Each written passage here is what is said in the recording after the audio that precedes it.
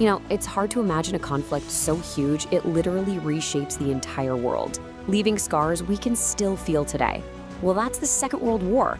It was the deadliest conflict in all of human history. But to really get a grip on it, we're not going to start at the beginning. No, we're going to start at the very, very end. Picture this, it's just a regular morning. People are heading to work, kids are going to school, the streets are alive with normal everyday sounds. And then someone looks up and sees something falling from the sky. In just a few seconds, a perfectly ordinary day turns into the single most horrific morning in the history of Japan. Can you even imagine an explosion so powerful, so absolute? A giant fireball with temperatures hitting 4,000 degrees Celsius. This was the atomic bomb. This, and a second one dropped on Nagasaki a few days later, would force Japan to surrender unconditionally. It was the terrifying, world-changing end of World War II. So, seeing that catastrophic ending, you have to ask the biggest question of all. How on earth did we get here? Why? Just 20 years after the war to end all wars, how did humanity throw itself into something even bigger and even worse? Well, it's kind of ironic, but the answer isn't in a battle, it's in a piece of paper. The seeds for the Second World War were actually planted in the peace treaty that was supposed to end the first one. So after World War I, the winners, especially France, whose country had been absolutely wrecked by the fighting, they were determined to make sure Germany could never, ever be a threat again. So they came up with the Treaty of Versailles. And let me tell you, it wasn't really a peace treaty. It was punishment. It was designed to completely cripple and humiliate Germany. And wow, did they make Germany pay? The treaty was just brutal. It hit Germany in 4 devastating ways. Let's break it down. First up, land. Poof, 13% of Germany's territory just gone. And along with it, 1/10 of its people. Imagine someone just lopping off a huge chunk of your country. It felt like the nation had been physically dismembered. Okay, next up, industry. And this one's a biggie. They lost 75%, 3/4 of their iron resources. How are you supposed to rebuild a country? How are you supposed to manufacture anything without iron? And it didn't stop there. The economic strangulation just kept coming. Over 1/4 of their coal was taken away. That's the very energy a nation needs to get back on its feet. Gone. And then the final nail in the coffin, the money. Germany was handed a bill for 6.6 billion pounds in reparations. That was an astronomical sum back then, designed to keep Germany poor for generations. So what do you get from all this? A nation that's broken, bankrupt, and absolutely furious. So you've got this perfect storm, right? A whole country feeling humiliated, broke, and hopeless. That kind of situation, well, it's fertile ground for some really dangerous ideas and for a new, radical voice to rise up. And Germany's new government, the Weimar Republic, it was totally out of its depth. Their brilliant idea to pay the debts was just to print more money, which, of course, made the money worthless. I'm not kidding, people were using wheelbarrows full of cash just to buy a single loaf of bread. And just when you think it can't get any worse, bam, the 1929 Wall Street crash hits, leaving 6 million Germans out of work. The nation was on its knees. And when people are that desperate, they'll listen to anyone. And the person who stepped up was Adolf Hitler.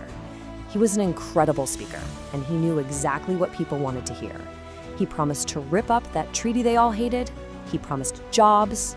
He promised to restore Germany's pride.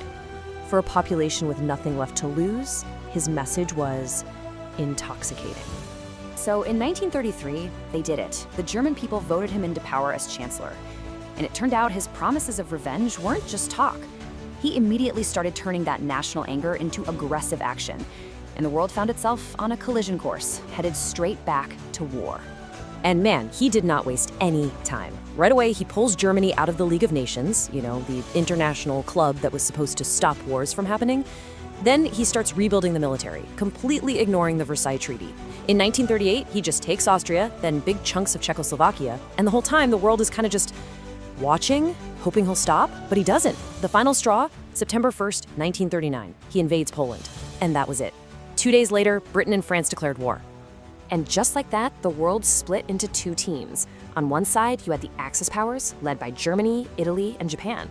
And, hey, quick side note, Italy was actually with the Allies in World War I, but they felt like they got a raw deal in the peace treaties, so they decided to switch teams this time. And fighting against them, you had the Allied powers, which would eventually grow to include the United Kingdom, France, the Soviet Union, the United States, and China. Now, for a while there, it really looked like the Axis powers might win. They were a juggernaut. But then 1941 happened, and two huge mistakes changed the entire momentum of the war. First, Hitler gets greedy and makes the fatal error of invading his ally, the Soviet Union. Big mistake. His massive army just gets swallowed up by the endless country and its brutal winter. Then, in the Pacific, Japan launches that surprise attack on Pearl Harbor. All that did was wake up a sleeping giant, and suddenly the full industrial and military might of the United States was in the fight. So yeah, the tide had definitely turned, but the war still raged on for 4 more brutal years, all the way until 1945. And the world that came out the other side, well, it was a completely different place, with a legacy of devastation that redrew the map of the 20th century. Let's just talk about the human cost for a second, because it is just mind-blowing. An estimated 75 million people died. And here's the really crucial thing to understand. This was a total war. Unlike past wars, civilians weren't just casualties, they were primary targets. For every 1 soldier that died, 2 civilians were killed. This was warfare on a scale nobody had ever imagined. So when the dust finally settled, the world that emerged from the rubble looked totally different. The war was over, but a whole new world order took its place. They tried again with a global peace organization, creating the United Nations to replace the old, failed League of Nations. But at the very same time, the 2 big winners, the USA and the Soviet Union, went from allies to bitter enemies almost overnight. And boom, the Cold War begins. Old colonial empires started to crumble, and countries across Asia and Africa, like India, finally gained their independence. And at the very heart of this new conflict, Germany itself was sliced right down the middle, a perfect symbol for a newly divided world. So what's the takeaway from all of this? Well, the war taught us some pretty hard lessons. We saw the absolute depths of human cruelty, but also the incredible heights of courage. We saw how economic desperation can be a fuel for extremism, and how an unjust peace from one war can plant the seeds for the next. The echoes of this conflict are still shaping our world today, which leaves us with one last, lingering question. After witnessing the greatest catastrophe in human history, what have we truly learned?